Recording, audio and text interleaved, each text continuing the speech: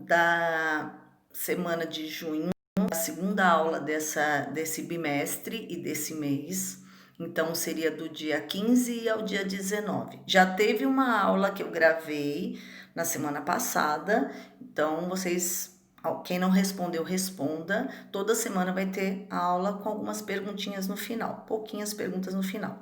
Então, nós vamos falar sobre romantismo e ultrarromantismo. Nós vamos voltar, que a gente estava falando de realismo, mas nós vamos falar um pouquinho de novo de romantismo e ultrarromantismo. A diferença dessas duas, diferenças ou não dessas duas fases aí das escolas literárias, tá bom? Então, vamos começar a aula para ver o que vocês entendem aí.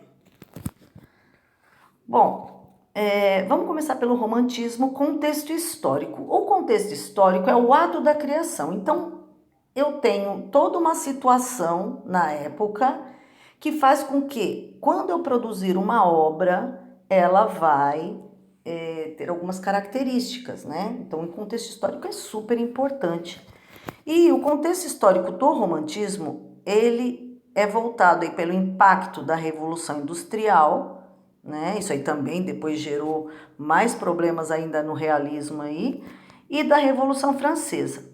Eu tinha falado que no realismo você gerou o grupo, né? Tinha a burguesia e tinha as pessoas os trabalhadores. Então eles começaram a se unir, fazer greves e tal. Então aqui foi um momento antes onde as pessoas ainda estavam separando as classes sociais, como a gente conhece hoje, né? Então só tinha o rico e o pobre, e o muito pobre. E aí a gente foi separando, né? Então tem algumas classes que foram divididas aí, principalmente aí por causa do capitalismo. Então aqui eu vou ter a Revolução Industrial, que tinha começado nessa época, e a Revolução Francesa. Quem não estudou Revolução Francesa, né? Você vai ver aí que foi um momento histórico muito importante e isso cai muito em prova, então é bom dar uma estudada. E o que aconteceu? Há controvérsias, tá?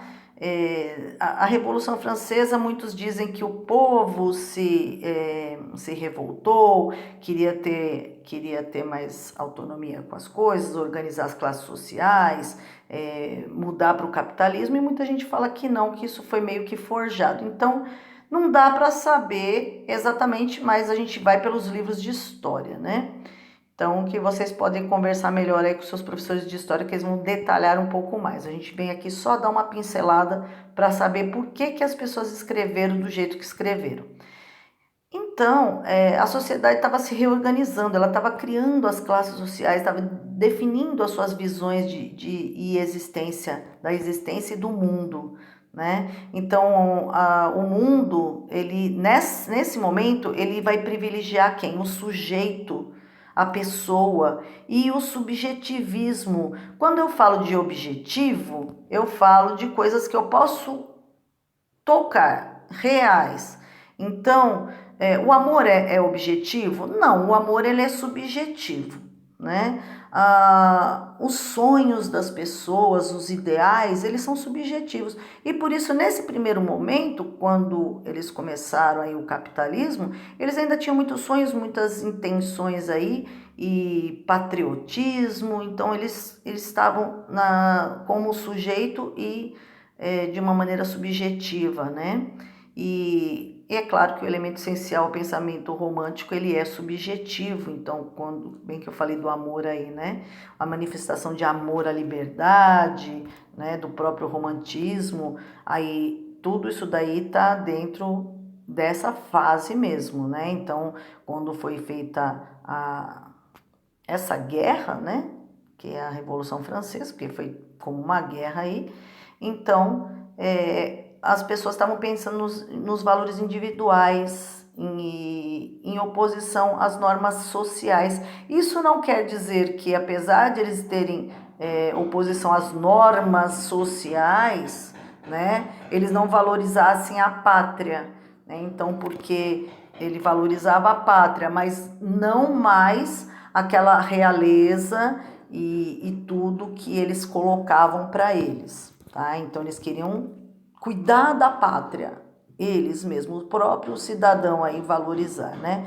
E aí eu tenho uma figura aqui que representa, porque a gente vê aquela lá da mulher levantando a bandeira, mas tem outras figuras aí da Revolução Francesa, essa é uma delas, que ela é mais real, né? Olha, todo mundo caído, morto, só faltava mostrar os pedaços todos picadinhos aí, porque foi uma guerra muito sangrenta e ela foi um marco na história da humanidade. Então ela inaugurou um processo que levou à universalização dos direitos sociais e das liberdades individuais. Então, as pessoas não tinham direitos individuais, então eles pensavam como um todo. Então o indivíduo falava, mas no meu, não, mas todo mundo faz assim e você tem que aceitar isso. Apesar disso, a mulher não foi valorizada na época. Ela continuou com a mesma ideia, né? Porque que nem eu falo, sempre nessas revoluções você vai ver que eles falam de liberdade, de fraternidade, igualdade, que é o lema, né? Liberdade, igualdade, fraternidade. Mas, na verdade, as mulheres tentaram fazer as colocações delas para ter igualdade também e não tiveram, né? Foi barrado aí, né? Então, foi nessa época também que começou a se falar muito, apesar disso não ter nos livros de história, nos que a gente conhece, né? Mas começou com essa ideia também da diferença de raças, porque até então você nunca escuta falar de diferenças raciais, você fala diferença de povos. Você pode ver até em livros antigos, gregos, ou num livro egípcio, ou nas escrituras egípcias, ou nas escrituras bíblicas, não falava assim, olha, o homem negro, o índio, eles falavam assim, o povo tal e o povo tal. Então não existia uma classificação de raça. E é nesse momento que, olha, que coisa mais estranha, eu poderia dizer que era um paradoxo, né? Falar tanto de liberdade, igualdade e fraternidade, e foi bem nesse momento que algumas regras foram mudadas, algumas ideias foram mudadas, né? E aí isso tudo surgiu do iluminismo, que era uma ideia na época, principalmente lá na França, que dizia que a gente tinha que se deixar de lado a religião e começar a pensar como um ser humano e descobrir coisas por nós mesmos. Bom, eu não sei, tá? Aí vai depender de cada um. Eu, particularmente, não acho certo, mas naquela época foi onde começou a surgir. Eu acho que a ciência e a religião podem e devem caminhar juntas, mas não foi a ideia do iluminismo.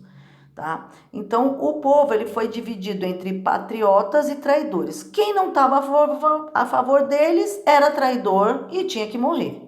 Então, calcula-se aí que cerca de 40 mil pessoas foram executadas na guilhotina, por afogamento, fuzilamento e até machadadas.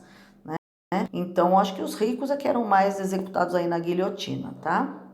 E aí tem uma frase dita por Manon Roland, né, no momento de sua execução. Ela foi uma das mulheres acusadas por não serem esposas recatadas e boas mães republicanas. Essas mulheres, eles achavam que elas não ofereciam, elas ofereciam, aliás, perigo para a sociedade ou depravação. Então, se ela era uma pessoa independente, que falava, tal, ela podia ser executada. E aí ela fala, ó liberdade, quantos crimes cometem-se em teu nome? Né? Então a gente pode dizer que a religião é a mesma coisa, né? Que Deus também, quantos crimes cometeram em nome dele. Então o ser humano ele tem essa parte sombria aí de sempre fazer os erros baseado em coisas belas. E a gente vai ver que nós vamos ver que no romantismo, eu ainda estou falando do romantismo, não do ultrarromantismo, tá? Eu tenho reações emocionais e intelectuais. Então, tudo isso que eu sofri, ele causou reações emocionais e intelectuais nas pessoas, né? Olha os quadros. Então, tudo bem, as pessoas sofreram na Revolução, mas ao mesmo tempo elas faziam isso por patriotismo, elas achavam que as ideias delas eram belas e que o mundo ia ficar melhor. Então eles tinham ideais e os ideais eram de amor, né? Olha só, aí o quadro, que bonito. E aí eu tenho um texto aqui do Carlos Drummond de Andrade que não é da época, mas ele fala: eu te amo porque te amo, não precisa ser amante, não precisa ser amante e nem sempre sabe sê-lo. Eu te amo porque te amo, amor é estado de graça e com amor não se paga. Então ele vai falando aí que o amor é dado de graça, aí ele tem muito da ideia do romantismo, que isso trouxe, né, do romantismo, que é o amor que ele é dado de graça. Então, as pessoas amavam, tinham amores platônicos. Essa era a ideia da época, por isso que eu trouxe esse texto aí. E ele fala, olha, ele está no romantismo, ele fala no final, amor é primo da morte e da morte vencedor. Então, você está vendo que nesse texto do Carlos Drummond de Andrade, ele trabalha o romantismo, mas não o ultra-romantismo. Ele coloca a morte ali presente, mas da morte o amor é vencedor, né? E por mais que o matem, e matam a cada instante de amor. Muito linda a poesia dele aí. E aí ele traz muito da essência do romantismo. Olha um outro quadro aqui, o beijo, né? Também super romântico. Então essas as emoções que foram causadas pela época e que até hoje a gente carrega isso, tá? E agora a gente vai falar um pouco do ultrarromantismo. O ultrarromantismo, ele tem um contexto dele histórico, na verdade é o mesmo. Só que o que eu vejo aqui é que o romantismo ele teve uma diferença entre o que foi passado na Europa e o no Brasil. Na Europa, ele começou, o primeiro livro dele aqui, os primeiros livros deles foram ultrarromânticos. Aqui a gente já falou um pouco sobre esse livro, que é O Sofrimento do Jovem Werther, tá? Que ele se apaixona e no final ele se suicida, ele se apaixona por uma mulher que já é compromissada e ele acaba se suicidando. Então, o romantismo, ele surgiu na Europa e o ultrarromantismo era uma vertente, ou seja, você podia escrever um livro romântico que tivesse um final feliz, ou você podia escrever um amor platônico, mas que depois a pessoa acabava gostando de você, ou não, né?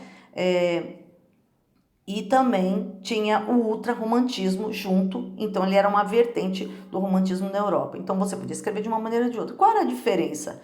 A diferença é que os dois tinham amores platônicos ou amores impossíveis e que no final alguns terminavam bem e outros terminavam mal. Então tinha um final feliz ou a morte ou o isolamento, né? Então aí às vezes ficava bem trágico mesmo o livro, ele ficava bem forte e aí seria o ultrarromantismo.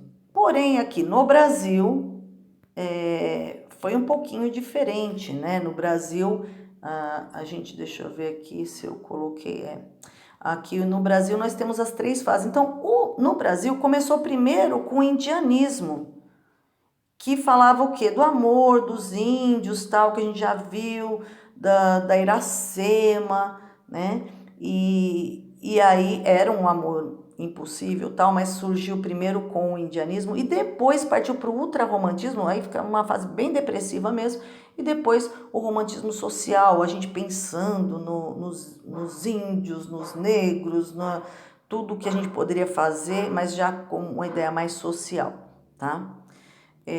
Então, no Brasil, ele se dividiu assim em fases. Lá na Europa, ele tinha o romantismo, que tinha 2 vertentes. Uma era um romantismo mais amoroso, tal, mais, né, história de amor linda, e a outra bem trágica, tá? E aí a gente vai ver as reações, tá? Então, quando eu falo dessa vertente aí do ultrarromantismo, olha só, nós temos um quadro aí, né, A Morte do Thomas Chatterton, né? E aí um trecho aqui, Hora do Delírio. E aí eu coloquei um trecho aqui, pensamento gentil de paz eterna, amiga morte vem, tu és o termo que dou os fantasmas que a existência forma. Ou seja, ele tá falando corpo enfermo, né? Amiga morte vem, ele tá pedindo aí para a morte vir, né?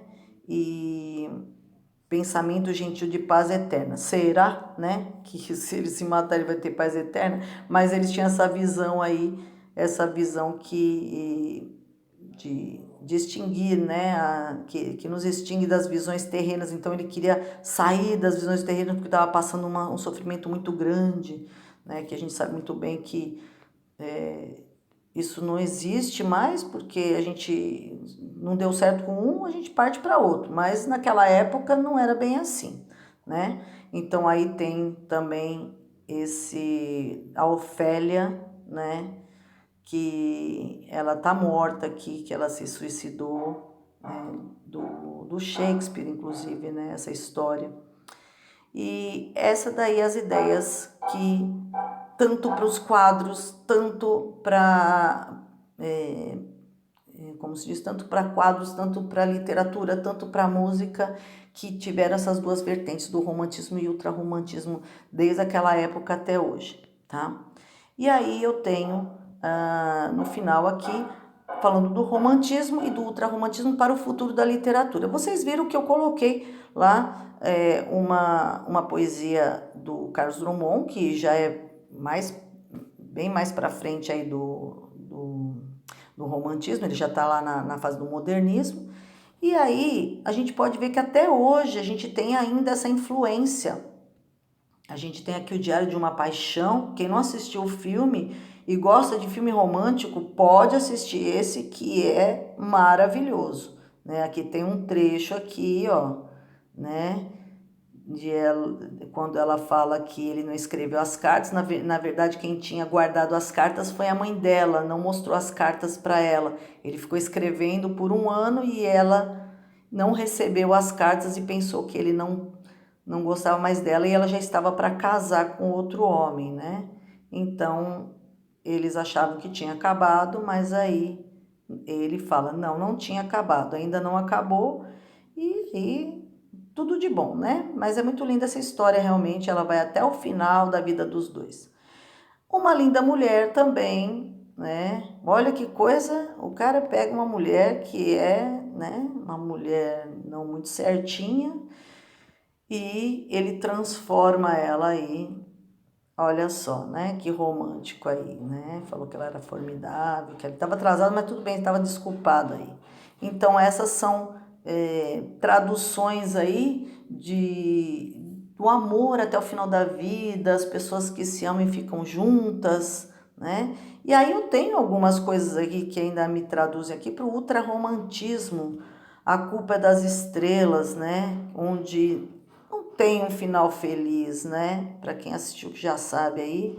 E aí é uma história de ultrarromantismo que também pode ser traduzida. Claro que a gente tem músicas que são românticas, outras músicas que são bem depressivas, do amor bem depressivo, que tem ainda essas características, tá? Então, que eu espero de vocês, né? Que vocês me digam primeiro aí como que você acha que a Revolução Francesa influenciou o romantismo? Será que teve a ver com o patriotismo, com o subjetivismo? Então quero que vocês me respondam. E qual a diferença entre o romantismo e a sua vertente ultrarromantismo? E por último, eu quero que você se lembre aí de filmes, né? Que se baseiam em características românticas e ultrarromânticas. Se você não lembrar de um filme e quiser colocar uma música também, você pode colocar também uma música, porque ela também é uma produção artística, tá bom? Então, esse é o vídeo de hoje, dessa semana. Espero que vocês Não tenho dúvidas, mas se tiver, só mandar mensagem para mim. Se eu não responder no dia, depois eu respondo, porque tem muita coisa para eu responder ao mesmo tempo, tá bom? Um grande abraço aí, pessoal, e boa semana.